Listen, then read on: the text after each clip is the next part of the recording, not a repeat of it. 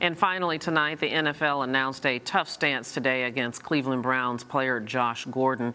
Brandon Robinson is a sports writer at The Source magazine and joins us here in the studio with that story and more. Hey, Brandon, it's good to see you. Good to see you again. Okay, so remind everybody what Josh Gordon did wrong. He violated the NFL substance abuse policy, was tested positive for marijuana use, second offense in the NFL. And it's an unfortunate situation. The NFL today banned him for a whole year. And what do you think of this decision? Does this feel right to you? I'm tempering how I'm going to ask this, sure. But what's your reaction to it? I mean, listen, this is what you signed up for. You play in the NFL, a privilege. People want to play in the NFL and want your job. It's not the first time that he's got caught up. And, you know, the thing about it is he blamed it on secondhand smoke.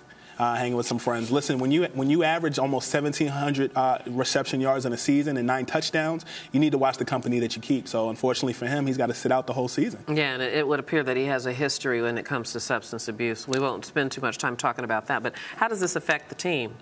Well, Cleveland is a hopping city right now. Obviously, with the Cavaliers on the side of basketball, bringing LeBron James and Kevin Love. Cleveland's a hopping city. They have Johnny Manziel as their second-string quarterback. He brings a lot of attitude and excitement and stuff like that. So, I mean, it's exciting to see a guy of his caliber catch balls and do work, but he won't be playing this season for the Cleveland Browns. Yeah, it really is a loss. He put up all-star, numbers in the last season, so that's a shame. Let's move. Let's turn and talk about tennis. That's what everybody's talking about here in New York City. The U.S. Open is coming up, and there is a young girl who has kind of set this sport on fire by the name of Catherine Bellis. Can you tell us about her? CC Bellis, 15 years old, the youngest woman in the tournament.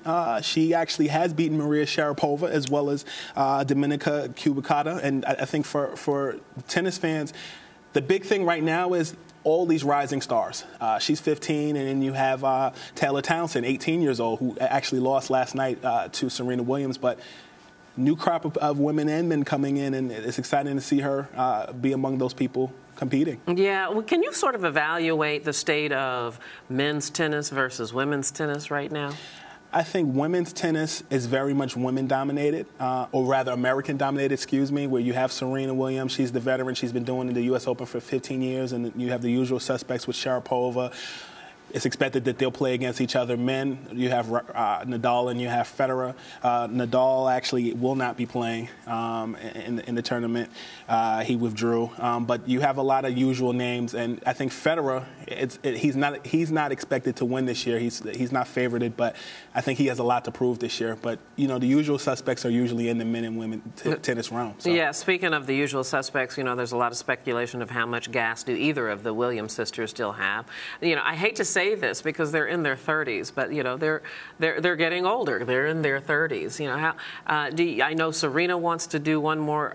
Well, she wants to do more than one more championship, but Venus wants to get at least one more U.S. Open championship. It's been 13 years. Do you think they have it in them? Forever is a long time. I think you know when they were younger, Monica Seles and Andre Agassi were the people who were really the hot stuff back then. It's crazy to think 13 to 15 years ago that later they're talking about the end. I think they can still do it. I would never make a statement that they're done, but they're getting older. They're closer to the end than the beginning or the middle. Usual suspects to win the championships at the U.S. Open, or some new young? I think Serena will pull it out this year.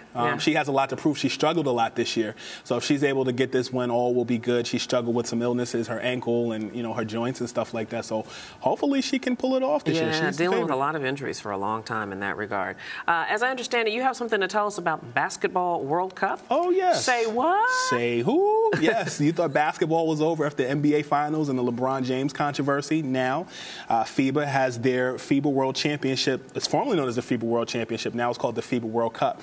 And the USA basketball is favored to win, coached by Duke coach Coach K. And you have Derrick Rose, Kyrie Irving. But they're competing in Spain. And the teams that win, or the team that wins the World Cup there qualifies for the Olympics in Rio in 2016. So USA is the favorite, but Spain is up there with the Gasol brothers, Marc Gasol of Memphis and of the Memphis Grizzlies, as well as Pau Gasol of the Chicago Bulls. So it'll be an extended play of basketball after the finals and everything is over. So it'll be exciting to see. Yeah, that will be exciting. Something maybe that'll catch on. Eh? Yes. All right. Yes, ma'am. Brandon, it's good to see you. Always good to see you. Thanks for stepping in. We appreciate it. Yes, ma'am.